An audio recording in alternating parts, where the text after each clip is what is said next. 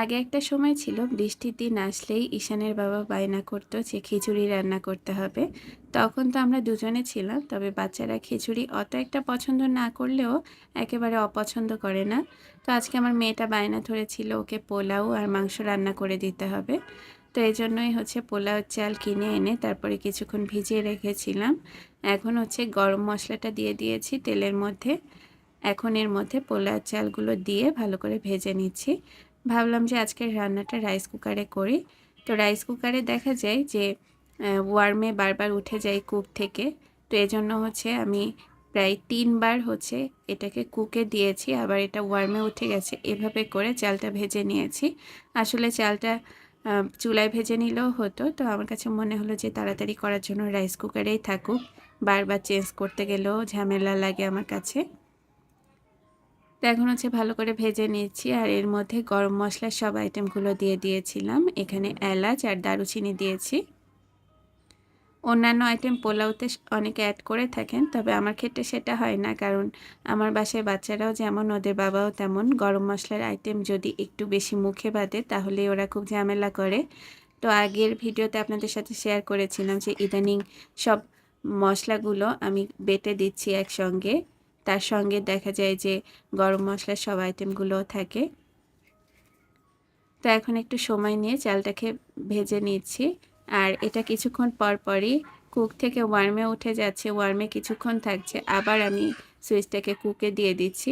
তো এভাবে করে প্রায় ৩ বারের মতো এটাকে ভেজে নিচ্ছি। বেশিরভাগ সময় পোলাওটা আমি চুলায় রান্না করি, তবে মাঝে মধ্যে রাইস কুকারেও দিয়ে থাকি। রাইস কুকারে আসলে খুব তাড়াতাড়ি হয়ে যায়, তো এজন্য রাইস কুকারে দিতে আমার কাছে বেশ ইজি মনে হয়। আর আজকের পোলাও শুধু আমি সয়াবিন তেল দিয়ে রান্না করেছি, এর মধ্যে আমি ঘি কিংবা বাটার কোনোটাই দেইনি। এখন হচ্ছে ২ লিটার ফুটন্ত গরম পানি দিয়ে দিচ্ছি কেটলি থেকে, আর এতেই রান্না হয়ে যাবে, আর কিন্তু কিছু করা লাগবে না। আর এই পানিটা দেওয়ার সময় এর মধ্যে স্বাদমতো লবণও দিয়েছিলাম। লবণের কথাটা বলতে আসলে ভুলে গিয়েছি। রান্নাটা যখন করছিলাম তখন আমার বাচ্চারা এসে বারবার খোঁজ নিয়ে যাচ্ছিল যে আম্মা আর কতক্ষণ লাগবে, আর কতক্ষণ লাগবে, যেহেতু ওদের পছন্দের খাবার। আর যেদিন ওদের পছন্দের খাবার আমি রান্না করি সেদিন দেখা যায় ওরা ২ ভাই বোনই রান্নাঘরের চারপাশ দিয়ে একটু বেশি ঘুরঘুর করে। আজকে গরুর মাংস রান্না করিনি, গরুর মাথার মাংসটা এনেছিলাম, তো ওটাই কিছুটা ফ্রিজে রয়ে গিয়েছিল। তো এক্সট্রা করে আর গরুর মাংসটা কিনলাম না, ভাবলাম যে মাথার মাংসটাই ওদেরকে রান্না করে দেই।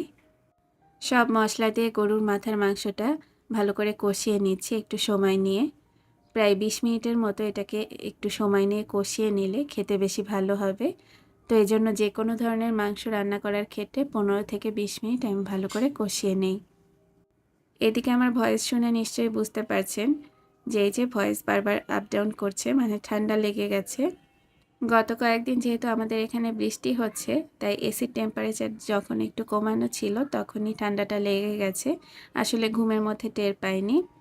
আর আমাদের দেখা যায় যে একটু ঠান্ডাই লাগে আমার আর বাচ্চাদের, আর ওদের বাবার হচ্ছে সবসময় গরম লাগে, তো ওর জন্য টেম্পারেচারটা সবসময় একটু কম করে রাখতে হয়। ওদিকে অনেক সময় দেখা যায় যে কাঁথা না দেওয়া থাকলে আমাদের কিন্তু ঠান্ডা লেগে যায়। তো এখন হচ্ছে আলু দিয়ে দিচ্ছি। আলু ছাড়া মাংস রান্না করলে ইসরামণি একদমই পছন্দ করে না। তো ও হচ্ছে যে কোনো ধরনের মাংস রান্না করলে এসে আলু খুঁজবে যে আম্মা আলু দাও, আলু দাও। মানে ভাত এবং মাংস এগুলোর থেকে সে আলু বেশি পছন্দ করে। তো এজন্য সবসময় বাসায় যখন মাংস আইটেমটা রান্না করি আলুটা আমার দিতেই হয়। আর আলুগুলোকে আমি খোসাসহ এভাবে করে কেটে দেই। কে কে এভাবে কাটেন তা কমেন্টে জানাতে পারেন। আসলে এভাবে কেটে দিলে একটা সুবিধা আছে, তা হচ্ছে যে এই মাংসটা প্রেসার কুকারে হুইসেল দেওয়ার পরেও গলে যাবে না। তো এই যে ২০ মিনিট কষিয়ে নেওয়ার পরে আলু দিয়ে আরও ৩-৪ মিনিট কষিয়ে নিয়েছি। এখন হচ্ছে ফুটন্ত গরম পানি দিয়ে দিয়েছি। দিয়ে এখন প্রেসার কুকারের ঢাকনাটা লাগিয়ে দিচ্ছি। আমার এই প্রেসার কুকারটা সম্পর্কে অনেকে জানতে চেয়েছিলেন। এই প্রেসার কুকারটা আমি প্রায় গত ৩-৪ বছর ধরে ব্যবহার করছি এবং কোনো ডিস্টার্ব ছাড়াই ব্যবহার করছি। শুধু মাঝখানে একবার এটার রাবারটা চেঞ্জ করতে হয়েছিল। তো এই কোম্পানিকে যখনই আমি নক দিয়েছি ওরা রাবারটা পাঠিয়ে দিয়েছে, আর ওটাই সেট করে নিয়েছি। তো এক এক করে সব রান্নাগুলো আমি করে নিয়েছিলাম। আর বাচ্চারা এত বেশি ক্ষুধার্ত ছিল যে ওদেরকে খাবারটা খুব তাড়াতাড়ি সার্ভ করেছিলাম, এজন্য আর ছবি নেওয়া হয়নি। আশা করছি এরকমই নতুন একটি ব্লগ নিয়ে তাড়াতাড়ি শেয়ার করার জন্য চলে আসব। আল্লাহ হাফিজ সবাইকে।